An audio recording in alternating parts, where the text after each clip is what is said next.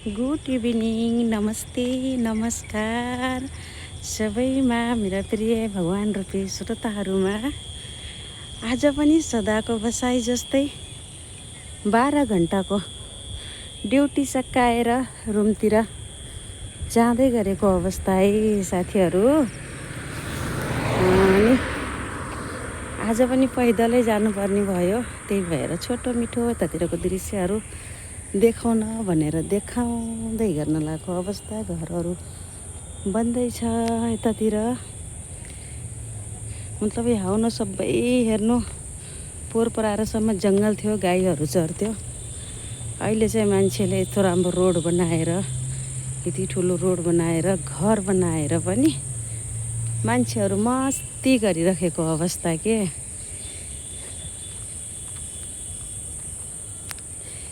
यतातिर चाहिँ अब असारको महिना हेर्नु पानी परिरहेको थियो, आज चाहिँ हल्का घाम लागेको छ। बिहानसम्म पानी परेर अहिले चाहिँ हल्का घाम, तर गर्मी धेरै छ है साथीहरू। अब हेर्नु यता पनि असारको महिना अब है, पानी परेर हरियाली हराभरा जताकतै छाइरहेको अवस्था। म चाहिँ पैदल जाँदैछु रुमतिर। यता पर्छ हाम्रो बेस्टिक महल, त्यहाँको भिडियो पनि हजुरहरूलाई देखाएकै थिएँ। घाम डुब्न लागिसक्नु भयो होला। यति बेला ड्युटी छुट्टी हुन्छ साथीहरू, बिहान जुरुक्क उठेर ड्युटी आउने हो। यति बेला बल्ल ड्युटी छुट्टी हुन्छ। के गर्नु है, परदेशीको जुनी के गर्नु, काम पनि नगरी नहुने होइन र साथीहरू। घरहरू बन्दैछ त्यतिर अझै पनि। गाई बाख्रा चर्ने ठाउँमा यत्रा घर बन्ने छन् साथीहरू, के भन्ने है। बाटो यस्तै छ,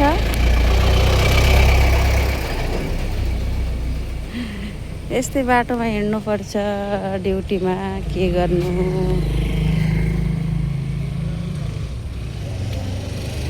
अरू के भनौँ, सबैजना यस्तै छन्।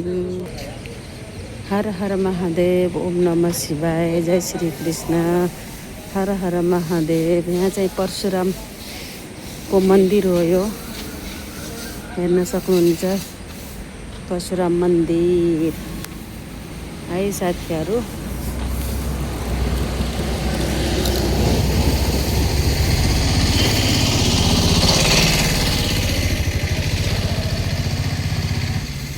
परशुराम मन्दिर, हरे कृष्ण हरे राम, सबैले दर्शन गर्नुहोस् साथीहरू। मन्दिरको यता अगाडि आएपछि अब हाइवे रोडमा आइसकेँ म। यताबाट चाहिँ जान्छ रेलवे स्टेसन, यतातिर चाहिँ गाउँ घर। अब चाहिँ हाइवेमा आइपुगेको अवस्था साथीहरू। अझै 10-15 मिनट लाग्छ रुम जानलाई पैदल। यस्तै छ जिन्दगीको गोरेटोमा, के गर्नु र है। यी परदेशीको जुनी 12 घन्टा ड्युटी गरेर नगरी नहुने। गाउँछन् है गीत गाउँछन् है त, 12 घन्टे परदेशीको यस्तै छ जुनी, ड्युटी पनि नगरी नहुने। आकाशमा चाहिँ एकदमै राम्रो साफ छ है आज आकाश चाहिँ। ऊ त्यो एक्टिभावाले भन्छ क्या मलाई, म्याडम आइज म छोडिदिन्छु रे। म किन जाने है, नचिनेको नचिन त चिनेको छ, तर म यहाँ अरूको गाडीमा बस्दिनँ क्या साथीहरू। एक्टिभा रोकेर भन्छ कि म्याडम छोडिदिउँ भन्छ। म चाहिँ इन्डियाको ठाउँमा अरूको गाडीमा बस्दिनँ, आफ्नो श्रीमानको गाडीमा मात्रै हो बस्ने। यहाँ लिफ्ट दिने, छोड्छु भन्ने धेरैजना भेटिन्छन्, तर सबैको भरोसा गर्नु हुँदैन साथीहरू, होइन र। जति पनि आउँछन्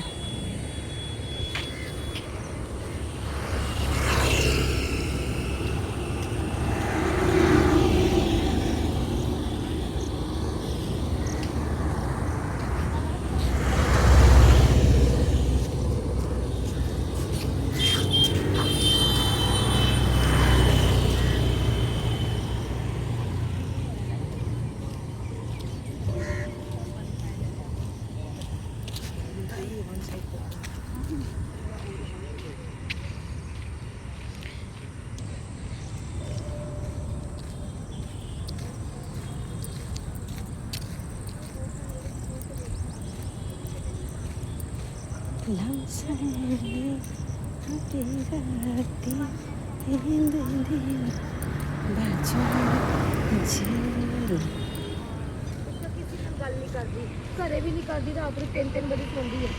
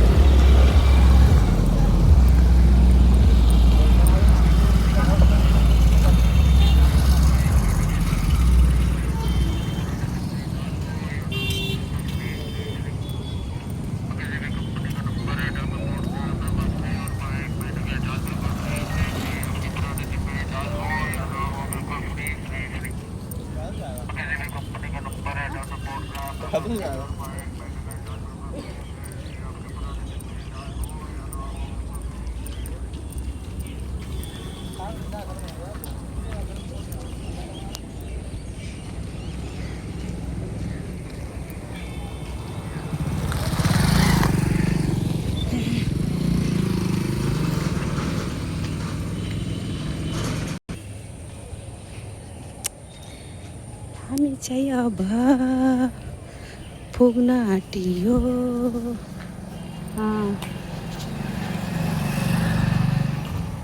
पुग्छ होला।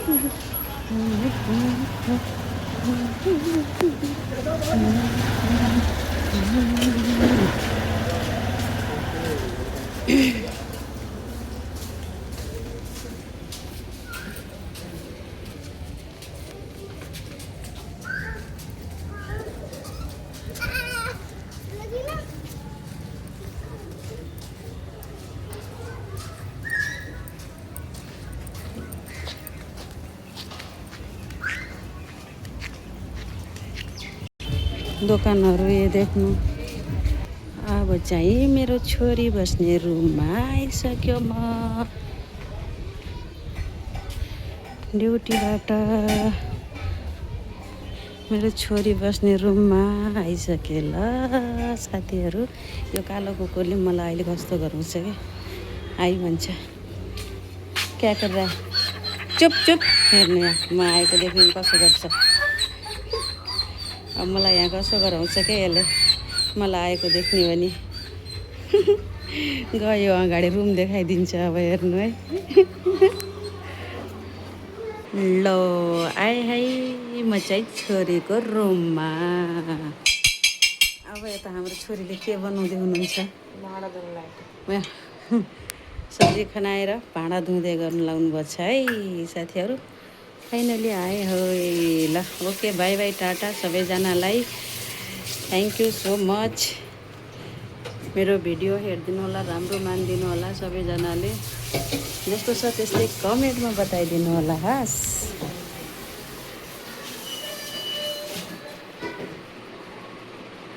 By by.